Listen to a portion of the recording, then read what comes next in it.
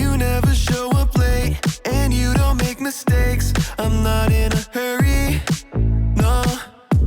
I'm walking at your pace, 'cause you showed a better way. In the night, I won't be afraid. You're by my side, so I know I'm okay. So I will sing at the top of my lungs, the loudest praise, and it goes like, hey, you never change. Your love is strong and it won't fade away. And oh, you never let go. Every day I will sing your praise. I will sing your praise. Praise, praise.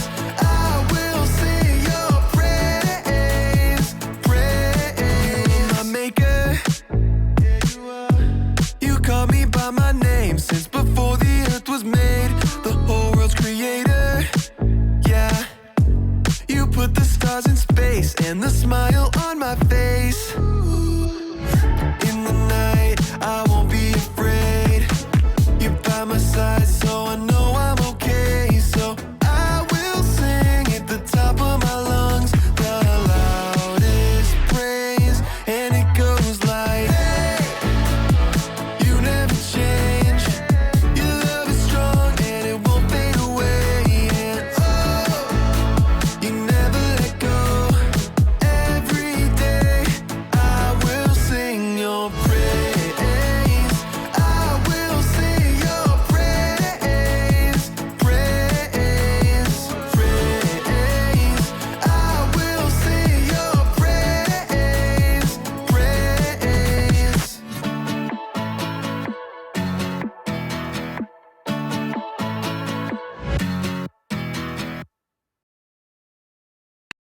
Welcome to the Story Lab. This week we're talking about integrity while we take a look at the story of someone who said no to something very tasty.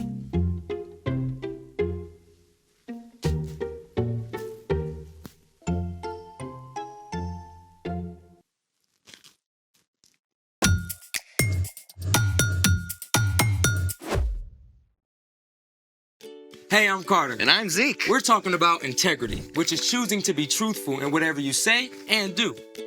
What are you doing? Oh, I'm studying to get my driver's license. You might want to study the actual manual instead of a racing comic. I already know all that stuff. Really? Yeah, I probably know more about driving than you do. That sounds like a challenge. Let's do it. It's time to play Driver's License Dry Run. Dry run? Like a practice test for the real thing. Round 1. How much faster than the posted speed limit can you drive on the highway? Oh, I know this. You can go as fast as you want as long as someone else is driving faster. That is incorrect. It is never legal to go faster than the posted speed limit. That is the correct answer. Okay, ask another one. I've got this. Round 2. When is it okay to drive past a stop sign without stopping? If you're late for school and you don't see anyone coming. That is incorrect. It is never okay to drive through a stop sign without stopping. That is the correct answer. Come on, these are trick questions, obviously. Actually, these are pretty basic. Double points for the next one. All or nothing. Okay. Welcome to the bonus round for double the points. When do you need to wear a seatbelt? When your parents tell you to. That is incorrect. Every time you're in the car. That is correct, and we have a winner. Well, you should put on your seatbelt when your parents tell you to. Yeah, but they shouldn't have to tell you to do it. Fine, you win. I'll study. Good. Hey, that's my snack. Speaking of snacks, it's time for The story before the story. Today, we're in the Old Testament, the book of Daniel. God had a plan to bless the whole world through one family, the Israelites. But God's people kept turning away from God, It seemed every good king who led the people to follow God's laws was followed by a foolish king who led the people to do terrible, wrong things. At last, God's people were attacked by Nebuchadnezzar, the king of Babylon, which is where our story starts. Take it away. Hey everyone, I'm Brian. Over and over, the kings who led God's people turned away from God. Finally, they were conquered by King Nebuchadnezzar of Babylon. I hereby declare you're under the rule of King Nebuchadnezzar. The Babylonians took treasure from God's temple. Our God will love these. They also captured many of God's people and marched them across 500 miles of wild desert to Babylon. There, King Nebuchadnezzar gave orders to his chief official, Ashpenaz. O Ashpenaz, bring me some of the Israelites to train and serve in my palace. They must be strong, intelligent, handsome, and able to adapt to life in Babylon.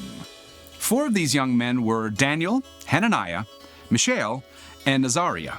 Teach them our language and our literature. I must have the best and the brightest. The chosen young men were to go through 3 years of training and eat food from the king's own table. King Nebuchadnezzar was determined to shape everything they would think, say, and do so they could serve in his palace. The first thing the chief official did was to change their names. Name? Mishael? I'm going to call you Meshach. Meshach is really close to Mishael, so. Next. Name? Hananiah? Shadrach. That's not even close. Next. Azariah? Abednego. Next. Daniel. Belteshazzar. Can you spell that for me? Next. The 4 young men faced their next challenge at mealtime. They were given the same luxurious food and drink that the king himself ate. But God made it clear to Daniel and his friends that it was wrong to eat the king's food, perhaps because it had been dedicated to the king's false gods. We appreciate the honor, but we'd like to choose our own food and drink. I'm under orders from the king. If you don't eat what you're supposed to and show up looking worse than the others, I'll pay the price for it. Just test us for 10 days. Give us nothing but vegetables and water, and then see how we measure up. You have 10 days. So for a week and a half, Daniel and his friends ate nothing but veggies and drank nothing but water. And get this, at the end of those 10 days, Daniel and the others actually looked healthier than the other men who had eaten the royal food. I wouldn't have believed it, but I'm impressed. They should call what you ate the Belteshazzar diet. In addition to physical health, God gave Daniel and his friends a knowledge and understanding. Daniel could even understand dreams and visions. And at the end of 3 years, these young men were at the top of their class. King Nebuchadnezzar, I present to you the graduating class of 584 BCE. BCE? No idea. About that. Nebuchadnezzar examined the young men and found that Daniel and his friends showed more wisdom and understanding than any of the others. What lives if it is fed, but dies if you give it a drink? That would be fire. Amazing! When King Nebuchadnezzar asked Daniel and his friends for advice, he found it to be 10 times better than that of his other advisors. He gave the young men important roles, and they served him for many years. The end. Wow. Daniel and his friends were ripped away from everything they knew. And then asked to do something they knew wasn't right. Yeah, that must have been some serious pressure, you know? But they still chose to honor God. So, what's our part in the story? Well, Daniel and his friends made a choice to do the right thing, even when they were in a brand new place where it would have been a lot easier to just go with the flow. It can be super hard not to just do what everyone else is doing. Even when we know it's not right. Yeah, you'll often have a chance to make a choice between what's easy and what's right. You might be hanging out with friends who want to watch a movie you know your parents would say no to. It would be super easy to just go along with it and watch it anyway. But you can choose to make a stand and not watch, even if your friends do. Or you might be taking a test that's super important to your grade. And if you just glance over, you could check your answers on a neighbor's paper. You can choose to keep your eyes on your own work, even if it's hard. Yeah, doing the right thing can be tough sometimes, but when you follow Jesus, God sends the Holy Spirit to be with you. Anytime you're struggling to do the right thing, you can ask God for help. Then you can make a wise choice, no matter where you are. Just like Daniel and his friends, you can stand up to stand out. Stand up to stand out. I like that. Yeah, pretty good, isn't it? Yeah. You got it. See you next time. So, here's the thing. Do what's right wherever you are. Want me to help you study? That'd be great. Ooh.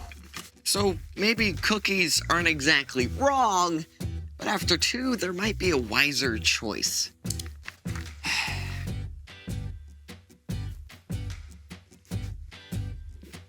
Thanks for joining us in the Story Lab. See you next time. You're gonna have one? Go on. No, go on, take a bite. I don't want one though. Go ahead. I took one. It's healthy, right?